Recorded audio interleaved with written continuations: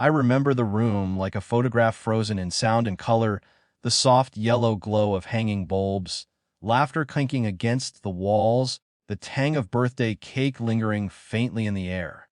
I had been watching my wife float through the crowd, her laugh easy, her hand brushing the arm of a friend as if I were invisible. And maybe I was. She had invited me, nominally, but I could feel the distance in the way her friends glanced at me, polite smiles, quick nods, then returning their attention to her. I tried to anchor myself in the small talk, nodding at comments, sipping a drink, offering laughter where it seemed expected. But it was thin, like paper stretched over a void. The moment came suddenly, with the abruptness of a snapped string. We were gathering for a group photo in the living room. Everyone jostled to find space, arms around shoulders, smiles wide, the air humming with the energy of togetherness. I stepped into the frame, assuming the casual closeness of years lived together should suffice. Then she spoke. "Move out of the picture," she said, her voice clipped, a sneer hovering just under the words. "Your face is ruining the aesthetic." I froze, my face ruining the aesthetic. The sentence echoed, both absurd and precise. I felt my mouth open slightly, as though to protest, but the words wouldn't come. There was laughter around us, nervous and accommodating, like a ripple of agreement or discomfort. But it didn't matter. Her judgment was final. The camera timer ticked down. I took a breath. I could argue, I could insist, I could try to force a laugh, a recovery, a defense, but why? There was no point.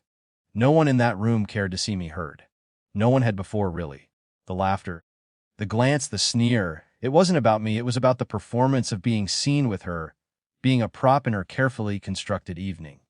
So I moved.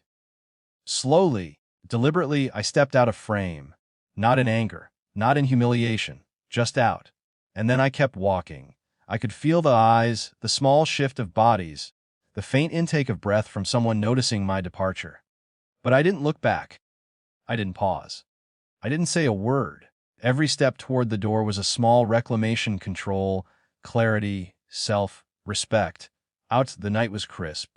I slid into my car and sat for a moment in silence, listening to the faint hum of the city around me. The warmth of the engine was comforting, a quiet cocoon against the tension I carried. My hands rested on the steering wheel, feeling the contours, feeling the weight of choice. I didn't drive immediately. I let the stillness settle, letting the act of leaving speak for itself. When I finally started the engine, I drove slowly, deliberately, keeping the roads quiet and avoiding the instinct to glance at the house one last time. There was nothing to see but the windowed warmth spilling out, the laughter continuing without me. And I didn't want it. I didn't need it. Hours later, my phone buzzed. I saw the message come through from one of her friends. I hesitated, thumb hovering. Then I read it. She's still crying. There was no triumph in it, no sense of victory, just information. And yet I felt a faint, quiet recognition my absence had mattered. Even if she couldn't see it, couldn't articulate it, my walking away had left a gap she couldn't fill with smiles, with conversation, with control. I thought about the pattern, the subtle exclusions, the jokes at my expense, the countless times my presence was tolerated rather than welcomed. I thought about the snide comments, the half-laughs, the times I had bent myself to fit into her image of perfection. And for the first time, I understood the choice was not to argue, to fight, or to punish.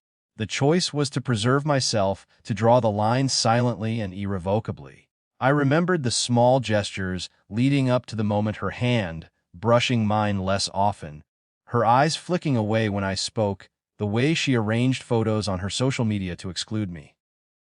All of it made sense in a painful, precise geometry of neglect. And in stepping out of the photo, in walking away, I traced a line through that pattern, a quiet, deliberate boundary. I didn't reply to the text. There was nothing to say. The message itself was enough. I set the phone down. The night stretched ahead, quiet, unbroken. And for the first time in a long time, I felt a calm clarity. I could leave behind the need for recognition from someone unwilling to see me, someone whose affection was conditional and aestheticized. I drove through empty streets, windows down, listening to the hum of tires against asphalt. The city lights blurred, warm and unjudging, and I felt the tension in my chest ease. It wasn't catharsis. It wasn't revenge. It was simply presence, my presence in the world, unmediated, unfiltered, self-possessed. By the time I parked outside my own apartment, I realized something had shifted. The party, the laughter, the sneer, none of it held sway over me anymore. I could return later, or I could not. That decision belonged to me, not to anyone else. The text from her friend lingered in my mind, but only as a marker of consequence, not as a lure to linger in the drama. Her tears, her emotional disturbance, they were hers to navigate. My responsibility ended at the boundary I had drawn. I poured myself a glass of water, settled onto the couch, and let the quiet fill the room.